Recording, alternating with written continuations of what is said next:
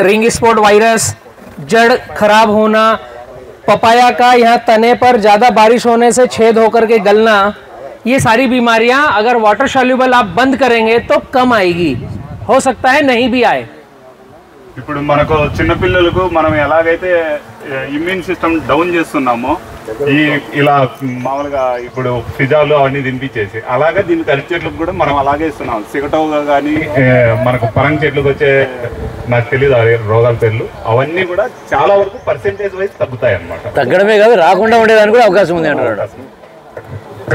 अभी जो मैंने भट्टी खाद बतलाया उसमें मैंने उदाहरण लिया था डीएपी का, लेकिन आप उसमें पोटास भी उसी तरीके से ले सकते हैं, मैग्नीशियम भी वैसे ही ले सकते हैं, माइक्रोन्यूट्रिएंट्स भी वैसे ही ले सकते हैं भट्टी खाद में। नाइट्रोजन जैसी चीज़ें हैं, कैल्शियम नाइट्रेट और यूरिया, यह जिस दिन हम भट्टी खाद डालेंगे उसके 2 घंटे पहले मिलाना है। आप पोटास को भी वैसे ही घोलेंगे, बाकी सारे फर्टिलाइज़र को 12-32-16 है, एसएसपी है, 10-26-26 है या डाई अमोनियम फास्फेट है, उनको एक जैसा ही घोलेंगे, उसके लिए कोई प्रक्रिया चेंज नहीं है। మీరు పొటాష్ కానీ డిఏపి కానీ ఎస్ఎస్పి కానీ మెగ్నీషియం సల్ఫేట్ కానీ సేమ్ డిఏపికి ఎలాగైతే ప్రాసెస్ చేశారో అలాగే చేయొచ్చు అనమాట। అయితే ఓన్లీ యూరియాకు మాత్రము మీరు ఒక 3 अवर्स ముందు మాత్రమే అలా చేసుకోండి। सब कुछ एक ही साथ में डाल सकते हैं। सारे फर्टिलाइजर అన్ని కలుపుకొని కూడా చేసుకోవచ్చు। యూరియా మాత్రము మీరు చల్లాలనే 2-3 గంటల ముందు మాత్రమే దానికి యాడ్ ఆన్ చేసుకోండి, లేదంటే అది ఆవిరైపోతుంది అన్నమాట। जब हम भट्टी खाद बनाते हैं तो सारे फर्टिलाइजर एक साथ डाल सकते हैं, अलग अलग भट्टी बनाने की जरूरत नहीं है। మీరు బట్టి కాదు ఇండివిజువల్ గా ఫర్టిలైజర్స్ వేయాల్సిన అవసరం లేదు। డిఏపి, పొటాష్, మెగ్నీషియం ఇవన్నీ కూడా కలిపి తయారు చేసుకోవచ్చు एक्सेप्ट यूरिया। अभी ड्रिप से जो खाद चलाना है उसमें पोटास को अलग तरीके से घोलना पड़ेगा। मैंने आपको फास्फोरस घोलने का बताया कि डीएपी या एसएसपी घोलोगे तो फास्फोरिक एसिड। बट्टी का one problem, yes, if I add calcium is mix with DAP. किताबों में लिखा है कि कैल्शियम नाइट्रेट किसी खाद के साथ नहीं मिलाना, ये आपकी प्रॉब्लम है, इसलिए हमने किताबें पढ़ना छोड़ दिया है। మామూలుగా మనం కంపాటబిలిటీ అని చెప్పేసి మనము 1261 తో సిఎన్ వదలొద్దు అంటారన్నమాట, ఎందుకంటే అది आप अगर సెపరేట్ అవ్వదు అని। आप अगर अच्छा एसएसपी लेंगे क्वालिटी वाला, ओके, उस एसएसपी के अंदर आपको कैल्शियम भी मिलेगा, सल्फर भी मिलेगा, फास्फोरस भी मिलेगा, तो कंपनी बना के दे सकता है, उसको किताब से कोई दिक्कत नहीं है। अगर फार्मर बनाएगा तो एग्रोनॉमिस्ट बताएगा कि कैल्शियम आपके खेत को खराब कर देगा। మనకు బుక్ లో చదివేదానికి రియాలిటీకి చాలా డిఫరెన్స్ ఉంటుంది అని చెప్తున్నారు అన్నమాట। మీరు సిఎన్ కూడా కలుపుకోవచ్చు, ఓన్లీ యూరియా మాత్రమే, ఎందుకు అంటే అది త్వరగా ఆవిరి అవుతుంది అన్నమాట। ఓకే, అందుకోసం మాత్రమే। ఓకే ఓకే నేను ఇది అయినదే నేను ఎందుకు ఎట్లా నమ్మాలా? నేను ఈయన చెప్పిందే కరెక్ట్, నేను ఎందుకు నమ్మాలా? Sir is asking why I want to believe him, how you मुझ पर भरोसा ही मत करो, मुझ पर मत भरोसा करो, जो एग्जैक्ट आपके खेत में आपके घर पे है उस पर भरोसा करो। इसलिए मैंने क्या बताया, एसएसपी आपके घर पे है, एसएसपी के अंदर सिंगल सुपर फास्फेट है, कैल्शियम नाइट्रेट है, सल्फर है, वो मैंने बना कर नहीं दिया, वो आपके घर पे है, उसको फॉलो करो। ఓకే అండి। ఎస్ఎస్పి లో కాల్షియం కూడా కలిపే ఉంటది కదా, ఎలా మిక్స్ చేశారు మరి వాళ్ళు, కంపెనీ వాళ్ళు ఎలా మిక్స్ చేశారు కాల్షియం ఎస్ఎస్పి తో? భూమిలో కూడా ఇప్పుడు మనకు అన్ని ప్రోడక్ట్స్ కలిసి ఉన్నాయి కదా, ఎలా కలిసి ఉంటాయి? सेकंड एग्जांपल, भू सुधारक, जो एग्रीकल्चर के जितने हमारे प्रोग्राम होते हैं वहाँ पर भू सुधारक नाम दिया गया है सल्फर कैल्शियम के मिक्स मिश्रण को, जिसको बोलते हैं जिप्सम। जिप्सम फर्टिलाइजर नहीं है, जिप्सम खदानों की मिट्टी है, जिसको हमारे एग्रीकल्चर विभाग ने बोला है भू सुधारक, मतलब जमीन को सुधारने वाला खाद। उसमें आता क्या है, कैल्शियम और सल्फर एक साथ आते हैं, दोनों जॉइंट है, और जब वो खेत में डालते हैं किसी भी खाद के साथ तो वो हमारे खेत का पीएच कम करते हैं, कम है तो बढ़ाते हैं, बोथ पीएच कम है तो बढ़ाएंगे, बड़ा हुआ है तो कम करेंगे। మనకి ఎక్కువ అవుతుంది, ఎక్కువ ఉంటే మనకు తక్కువ. తక్కువ అవుతుంది. జిప్సం అనేది దొరుకుతుంది కదా, దాంట్లో కాల్షియం సల్ఫర్ కలిసి ఉంటుంది. ఇది pH ఇది చెట్టుకు ఉపయోగపడేది కాదన్నమాట, భూమిని శుద్ధి చేయడానికి వాడతాం అన్నట్టు. pH వాల్యూని నార్మల్ తీసుకురావడానికి, తక్కువ ఉన్నదాన్ని పెంచడానికి, ఎక్కువ ఉన్నదాన్ని తగ్గించడానికి మనము एक प्रैक्टिकल आपको करना है। तीसरी बात करके ये बात को मैं आगे बढ़ाऊंगा। सर का आंसर देना जरूरी है, वही प्रश्न आप लोगों के दिमाग में भी होगा। यस। तीसरा उदाहरण, अगर हमारे खेत का प्लांट ग्रो कम हो रहा है, धीमे चल रहा है, रुक रहा है, अगर हमारे प्लांट में ऐसा लग रहा है कि फर्टिलाइजर हम डाल रहे हैं वो चल नहीं रहा है, ग्रोइंग नहीं है, फंगस की वजह से, प्लांट की वजह से, पानी की वजह से, पीएच की वजह से, XYZ वजह कुछ भी हो सकती है, अगर वो रुक रहा है तो क्या करना है? ఇప్పుడు మీరు పంట పెట్టింటారు, అది చాలా ప్రాబ్లం వల్ల మీరు ఫంగస్ అవ్వచ్చు, డిసీజెస్ అవ్వచ్చు, కీటకాలు అవ్వచ్చు, లేదా pH అవ్వచ్చు, వాటర్ ప్రాబ్లం అవ్వచ్చు, ఇది పెరగకోకుండా ఆగిపోయింటారు. దాన్ని ఎలా అభివృద్ధి చేయాలి చెట్టును అనేది ఇప్పుడు చెప్తారు. जो प्रैक्टिकल आपको करना है,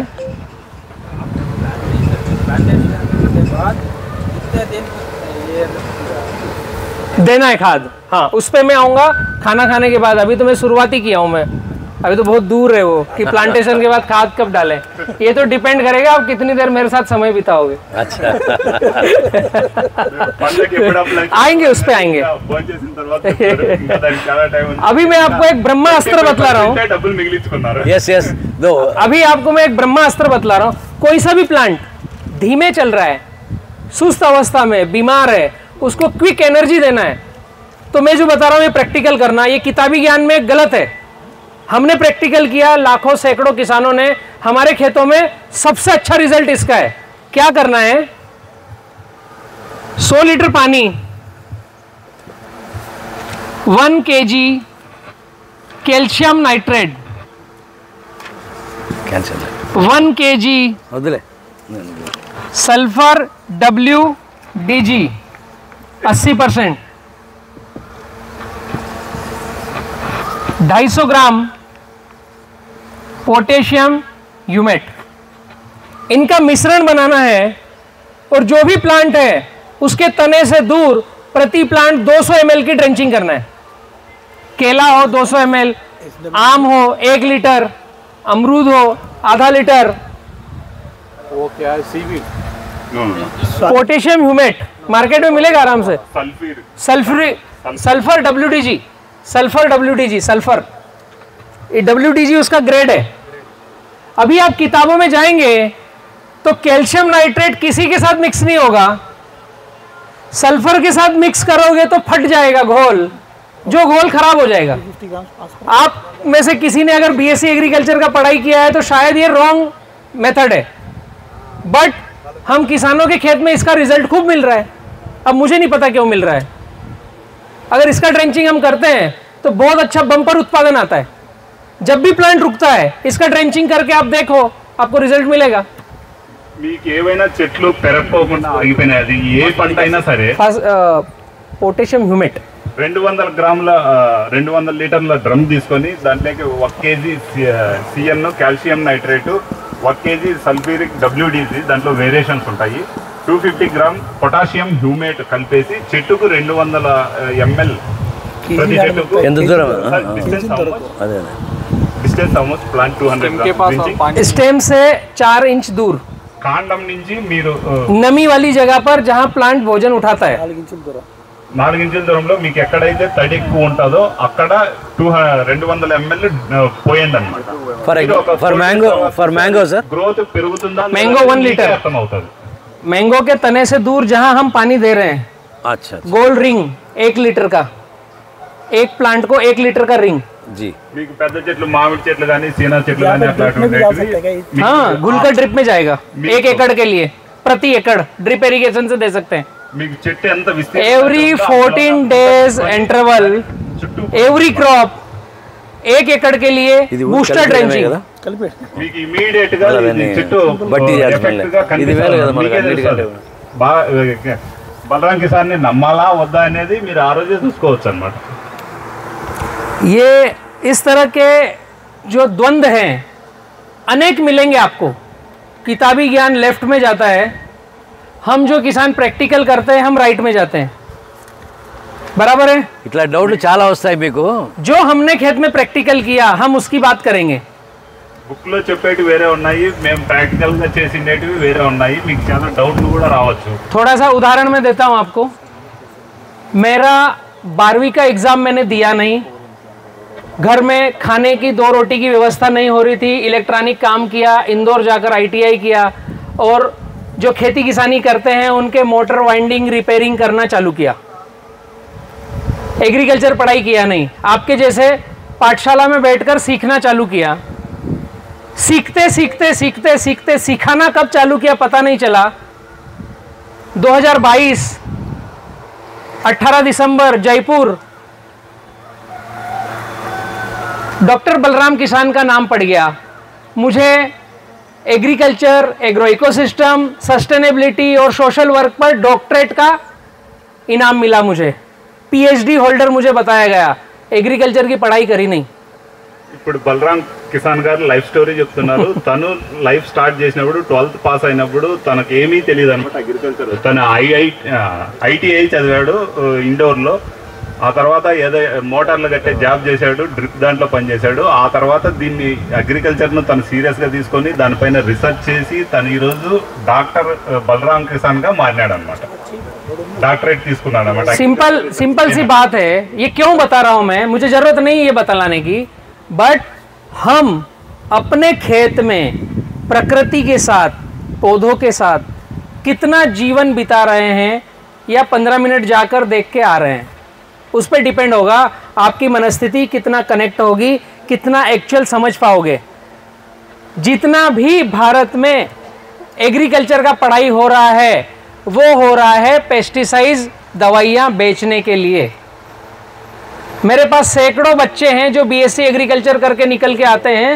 उनके फादर मुझे मेरे पास लेके आते हैं, भैया मेरे बच्चे ने MSc किया, BSc किया, एग्रीकल्चर में 3 साल बिताए, किसी ने 5 साल बिताए. इसको गेहूं पूछ रहा हूँ 1 एकड़ में कितने बोना है पता नहीं है. తన గురించి తను ఇంత చెప్పాల్సిన అవసరం లేదన్నమాట. చదువుకొని అతని దగ్గర BSc పనిచేసే వాళ్ళే చాలా మంది ఉన్నారు. తను వాళ్ళకి ఏం తెలుసు అంటే పంటకు వచ్చే డిసీజ్కి ఏ మందు కొట్టాలా, కంపెనీ వాడు ఏ మందు ఇస్తున్నాడు అనేది తెలుసు. కానీ భూమికి ఏమి, చెట్టుకు కాదు. ఫస్ట్ మనం చూడాల్సింది భూమికి ఏమి కావాలి, స్వచ్ఛ భూమిని ఎలా చేయాలి, అదైన తర్వాతే మనకు చెట్టు ఏం కావాలనేది తెలుసుకోవాలి. మనం భూమే కరెక్ట్గా లేనప్పుడు చెట్టు ఎలా కరెక్ట్ అవుతుంది. जितने बच्चे पढ़ाई करके निकल रहे हैं, हम एक कोर्स चला रहे हैं क्रॉप डॉक्टर. वो सीखने आ रहे हैं, उनको अब पता चल रहा है कि वो 1 एकड़ में गेहूं कितना बोएंगे, 1 एकड़ में चावल कैसे बोएंगे, मिर्च कैसे लगाएंगे. एक्चुअल तो एग्रीकल्चर की पढ़ाई इसीलिए करी ना, बट उनको जानकारी क्या है, सिंजेंटा की दवाई में केमिकल कितने % है और उसको किसान को किस तरीके से बतलाना है ये उनको पता है. मल्टीनेशनल कंपनी का फर्टिलाइजर का बैग कितने kg का आएगा, उसमें % फास्फोरस का कितना है, कैल्शियम का कितना है, उसमें मिक्स फर्टिलाइजर कितना है, ये उनको सारा केमिकल का नॉलेज है.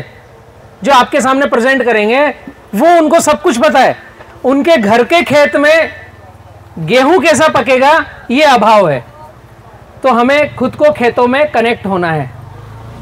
తన దగ్గర క్రాప్ డాక్టర్స్ అని BSc చదివిన వాళ్ళు వచ్చి పనిచేస్తున్నారు అనమాట. వాళ్ళు తన దగ్గర చదువుకునేకి వస్తారు. వాళ్ళకి ఏం తెలుసు అని చూస్తే వాళ్ళకి ఎంతసేపు సిజెంటా కంపెనీనో ఇంకొకటో వాళ్ళ ఫెర్టిలైజర్స్ కానీ వాళ్ళ మీకు అమ్మే एक्स नाम बताया मैंने, कोई भी हो सकता है.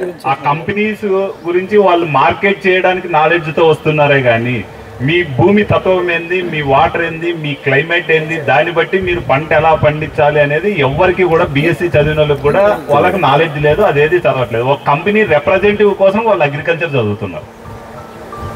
कॉन्सेप्ट समझ में आ रहा है हम किस दिशा में बात कर रहे हैं. हमें जब खेत में जाना है ना तो इसको लेके जाना है, हार्ट को హృదయపూర్వకంగా పోవాలి. खेत में जब जाना है और इसको घर पे छोड़ के जाना है. दिमाग लड़ाकर खेती करेंगे तो फेल हो जाएंगे. अभी तक हम दिमाग ही लड़ा रहे हैं, బెదర్తో పోకండి, మనసుతో పోండి అంటున్నారు. है ना.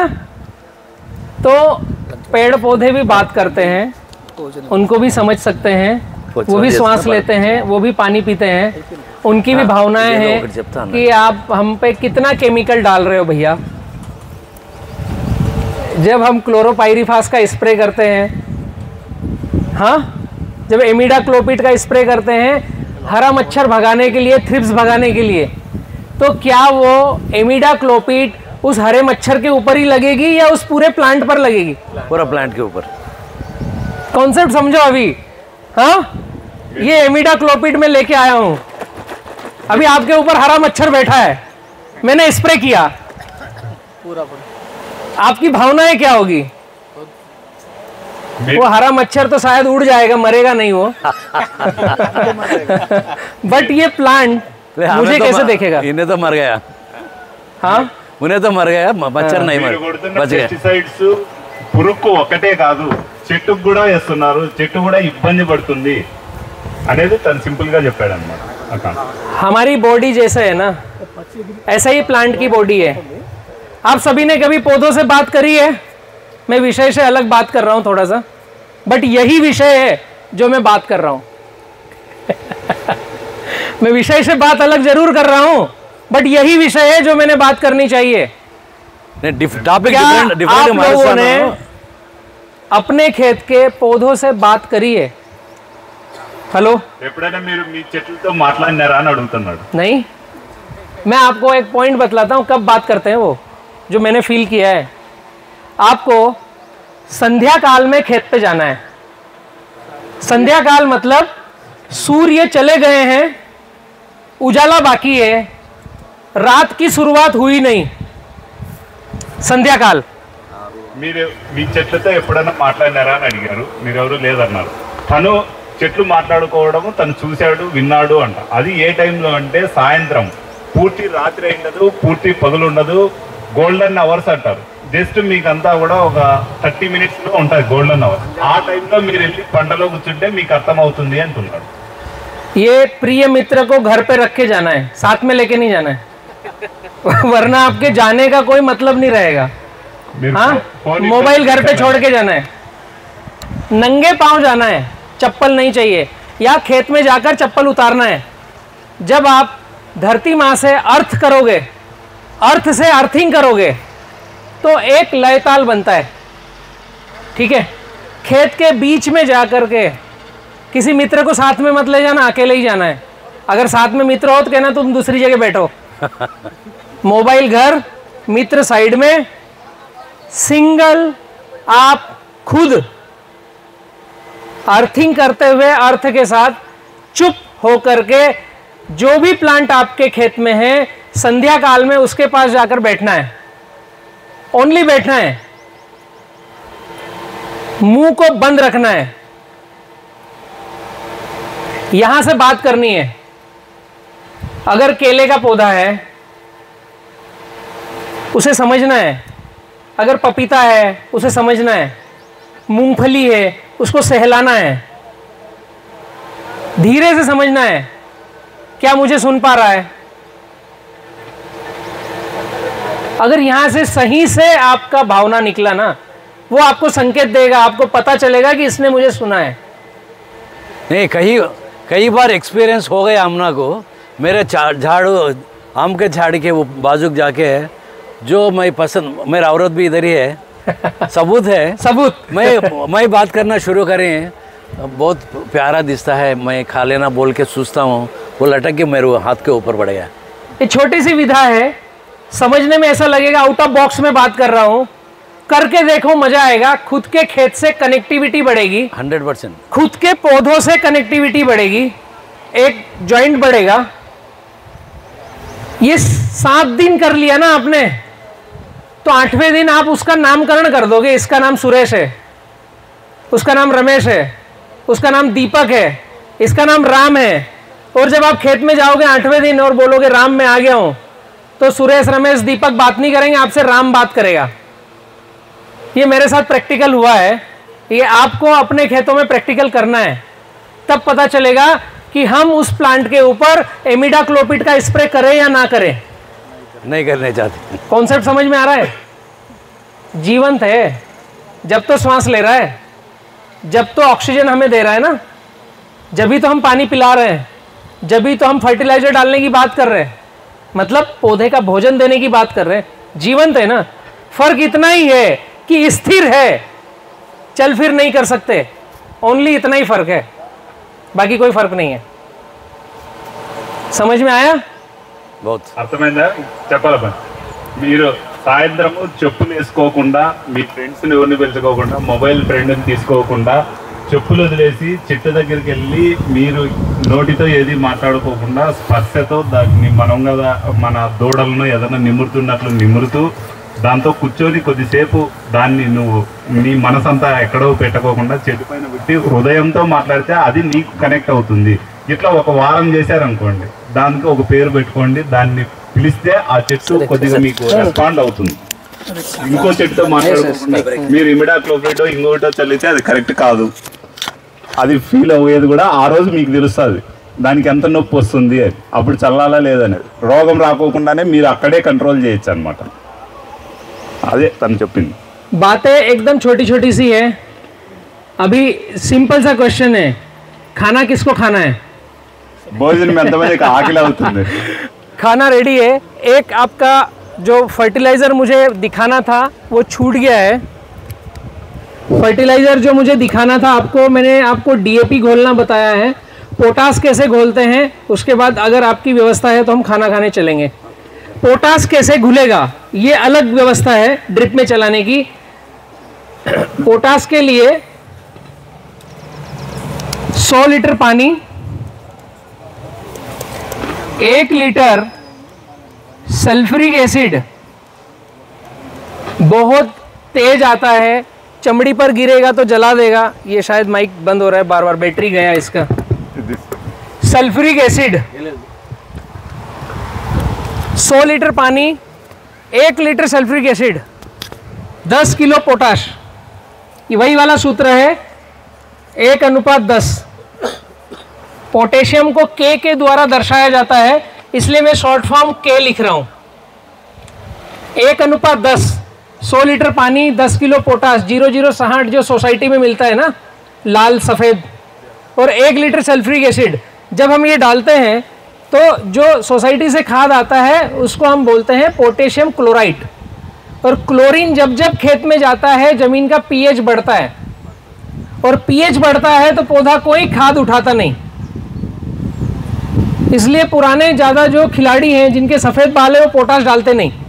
आप पूछो दादा को, बोले पोटाश की ज़रूरत नहीं बेटा, मत डालो, क्योंकि पोटाश जैसे ही डालते हैं दूसरा खाद उठता नहीं, प्लांट अनदर फर्टिलाइजर अपटेक करता नहीं, पीएच बढ़ता है। बट आप केले की खेती कर रहे हो तो पोटाश सबसे ज़्यादा चाहिए। पोटाश सबसे ज़्यादा चाहिए, इसका मतलब डालना अलग हो गया, उठना अलग हो गया। प्लांट की आवश्यकता है सबसे ज़्यादा पोटाश। तो राइट पोटाश क्या है? पोटेशियम सल्फेट, जो आपको मार्केट में मिलेगा 0050, 25 किलो का बैग 2200 रुपये का, आई थिंक। हाँ, 3600 25 किलो का बैग 3000 रुपये का।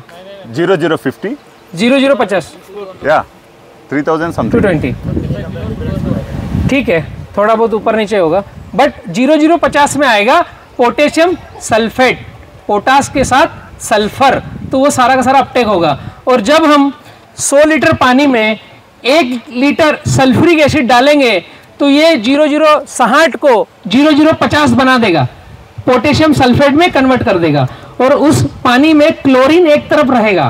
तो यह खाद आप जब खेत में देंगे तो आपको 0050 खरीदने की आवश्यकता नहीं है, कभी भी नहीं है। तो फास्फोरस घोलना हो तो फास्फोरिक एसिड, पोटाश को घोलना हो तो सल्फ्यूरिक एसिड, लेकिन सल्फ्यूरिक एसिड को केयरफुल डालना है, ग्लव्स पहनना है, तेजाब आएगा, अपने हाथ को जला सकता है। यस, ఇంతకుముందు మనకు డిఏపిని పాస్పారిక్ యాసిడ్ని ఎలా కలపాలో చెప్పారు. ఇప్పుడు పొటాషియం వదలాలంటే మీరు ఏం చేయాలి అనేది చెప్తున్నారు అనమాట. పొటాష్ వాడాలంటే సల్ఫ్యూరిక్ యాసిడ్ వాడాలి, పాస్పారిక్ యాసిడ్ బదులు. అయితే మీ పైన ఇది చాలా హీట్ ఉంటుంది అనమాట, కాలుతుంది. మీకు గ్లౌజ్ వేసుకొని కళ్ళద్దాలు పెట్టుకొని చాలా కేర్ఫుల్ గా వాడాలి. దీనికి వచ్చేసి దీన్ని ఎలా కలపాలి అనేది చెప్తున్నారు అనమాట. 100 లీటర్ల 200 లీటర్ల ట్యాంక్ తీసుకొని దాంట్లో 100 లీటర్ల వాటర్ పోసేసి 1 లీటర్ సల్ఫ్యూరిక్ యాసిడ్ని యాడ్ చేయండి. 10 kgs పొటాష్, వైట్ పొటాష్ అంటారు. ఆ white potash sir only white potash or red potash both మీకు వైట్ పొటాష్ కానీ రెడ్ పొటాష్ కానీ ఏదైనా కలపండి. 10 kgs. ఇది మీరు బాగా కలబెట్టిన తర్వాత మామూలుగా వైట్ పొటాష్లోనూ రెడ్ పొటాష్లో మీకు క్లోరిన్ అనేది ఉంటుంది అనమాట. క్లోరిన్ ఆర్ క్లోరైడ్ ఇది మీకు సపరేట్ అవ్వాలి. క్లోరిన్ ఎప్పుడైతే భూమిలోకి పోతుందో pH వాల్యూ ఎక్కువ అయిపోతుంటుంది. మీకు ఒక 2 పంటలు తీసిన తర్వాత అరటి చెట్లు స్ట్రక్ అవుతుంటాయి. మెయిన్ రీజన్ ఇదే అనమాట. ఈ క్లోరిన్ ఎప్పుడైతే pH ఎక్కువైపోయి 8కి వచ్చిందో మీ అప్టేకింగ్ తగ్గిపోతుంటుంది. అరటి చెట్లు మాది పండట్లేదు అంటారు. ఈ క్లోరిన్ ఎక్కువ పోవడం వల్ల అదే సమస్య వస్తుంది. దాని బదులు మీరు 0015 వాడుతుంటారు అనమాట. ఇది చాలా రేట్ ఎక్కువ ఉంటుంది. దాంట్లో ఏముంటుందంటే పొటాషియం సల్ఫేట్ ఉంటుంది. ఇప్పుడు మీరు ఇవన్నీ కలపడం వల్ల ఆ క్లోరిన్ కిందికి వెళ్ళిపోతుంది డ్రమ్లో. ఆ పైన ఉన్న వాటర్ని మీరు ఫిల్టర్ చేసుకొని ఊరికే జస్ట్ మనం పంచ ఏదన్నా వేసేసి ఫిల్టర్ చేసుకుంటే అది కూడా రాదనమాట. మీరు డ్రిప్లో ఈజీగా వదిలేయచ్చు. అప్పుడు మీరు పొటాషియం సల్ఫేట్ చేస్తారనమాట. దాన్ని క్లోరిన్ రిమూవ్ చేయడం వల్ల అప్పుడు మీ pH పెరగదనమాట. 0050 ఇంకా వదలాల్సిన అవసరం లేదు. ఇప్పుడు మీరు దీనివల్ల 0050ని తయారు చేసుకున్నారు. మీరు సపరేట్గా దాన్ని కొనాల్సిన అవసరం లేదు. వైట్ పొటాష్ కానీ రెడ్ పొటాష్ కానీ దాన్ని వాడుకోవడం వల్ల మీరు 0050ని తయారు చేసుకున్నారు. సార్ ట్రైకోడర్మా विरिडी చెప్తారు. यस अंकल पूछ रहे हैं ट्राइकोडर्मा विरिडी बायो फर्टिलाइजर. अभी हमने पाठशाला की 2 पेज पलटे हैं केवल. खाना रेडी है, भोजन करके हम फिर बैठेंगे. थोड़ा कम खाना वरना नींद आएगी. कुछ लोग शायद अभी सो रहे हैं. ठीक है, अभी पाठशाला की शुरुआत हुई है.